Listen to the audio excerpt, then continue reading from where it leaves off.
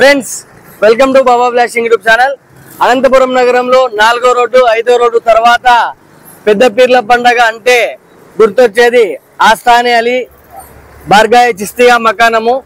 27/6/2025 నిషాను, 29/6/2025 పెట్టెమెరేన్ ఉంటుంది.